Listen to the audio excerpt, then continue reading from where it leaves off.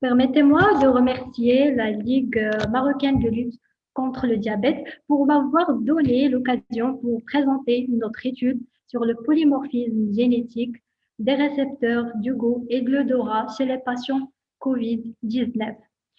Le COVID-19, ou maladie de coronavirus, cette infection virale causée par le SARS-CoV-2 a touché des millions de personnes à travers le monde. C'est à l'origine de plusieurs symptômes, mais ce qui nous intéresse le plus dans notre étude, c'est l'anosmie ou l'agosie. Je ne vous apprends rien. Vous savez que l'anosmie, c'est la perte d'odorat et l'agosie, c'est la perte du goût. Ces problèmes de goût et de l'odorat semblent affecter différemment les différentes parties du monde. Comme c'est révélé dans cette méta-analyse, les occidentaux sont 2 fois plus susceptibles d'éprouver les problèmes de goût et de l'odorat. Ils ont révélé également que l'ethnicité est un facteur significatif. Comme vous observez dans ce graphique, les Caucasiens avaient une prévalence 3 fois plus élevée que les Asiatiques. En plus de l'ethnicité, la géographie, ce dysfonctionnement se diffère d'une personne à l'autre. Il y a des patients qui déclarent une perte totale de goût de l'odorat, certains déclarent une perte d'un seul goût, ou les autres, ils déclarent une perte de tous les goûts. Euh, Devant cette multitude de différences, on pense que le polymorphisme génétique des récepteurs du goût et de l'odorat est en cause. Quels sont ces récepteurs de goût et de l'odorat? Les récepteurs de goût qui permettent la perception des différents goûts, soit salé, acide, amer, sucré, umami ou le goût gras. Ils sont classés en 2 types, soit des canaux ioniques, soit des récepteurs couplés aux protéines G. Exemple de récepteurs de goût sucré, ils se composent de 2 sous-unités, TAS1R et TAS1R3. Les récepteurs olfactifs sont également des récepteurs couplés à la protéine G. Toutes ces données scientifiques nous ont amenés à penser qu'il y avait un déterminisme génétique dans l'apparition de ces 2 symptômes, à savoir la perte de goût et de l'odorat chez les patients COVID-19.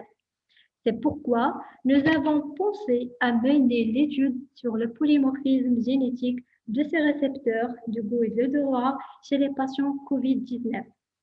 Donc, l'objectif dans notre étude, c'est étudier l'association entre l'anosmie et la gousie et le polymorphisme génétique des récepteurs du goût et de l'odorat chez les patients COVID-19 et également révéler les différents types de dysfonctionnements gustatifs et olfactifs chez la population étudiée. Alors, pour la méthodologie suivie, notre étude est transversale. Notre étude est transversale, descriptive et interventionnelle qui était faite au service d'isolement des patients infectés pour le coronavirus au niveau de l'hôpital Idrissi de Kenitra. Notre échantillon sont des patients COVID positifs âgés de plus de 18 ans et qui sont capables de répondre au questionnaire par la suite. Notre questionnaire se compose de 5 sections. La première section, on a recueilli les informations par rapport à l'identité du patient, l'âge, le sexe. Deuxième section, c'est les facteurs de risque. Troisième section, les différents symptômes. La quatrième section, c'est l'ensemble des paramètres biologiques. La section 5 du questionnaire qui nous intéresse le plus et c'est l'enquête olfactive et gustative. Elle se compose de différentes questions sur la présence ou l'absence de l'anosmie ou de la gousie. Par exemple, pour le sens de l'odorat, on pose les questions suivantes. Est-ce qu'il y a modification ou bien perte totale de l'odorat? Est-ce que ce changement, cette perte se produit soudainement ou bien progressivement? Et on demande aux patients d'évaluer ce changement sur une échelle de 1 à 5 et également évaluer sa capacité à sentir quelque odeur, par exemple les bonnes odeurs ou bien l'odeur des ordures, l'odeur de la fumée, l'odeur du café.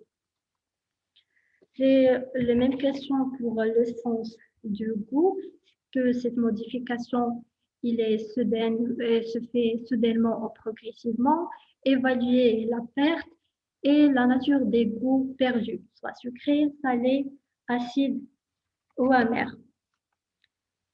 En plus de questionnaires, on a fait 2 prélèvements, soit un prélèvement des échantillons de sang et un prélèvement nasopharyngé ou oropharyngé. Les spécimens doivent être conservés dans une température de 6 à 8 degrés C et seront transportés le même jour par un coursier spécialisé vers la plateforme biologie fonctionnelle et moléculaire à la CNRT sous la direction du professeur Mostafa El-Fahim.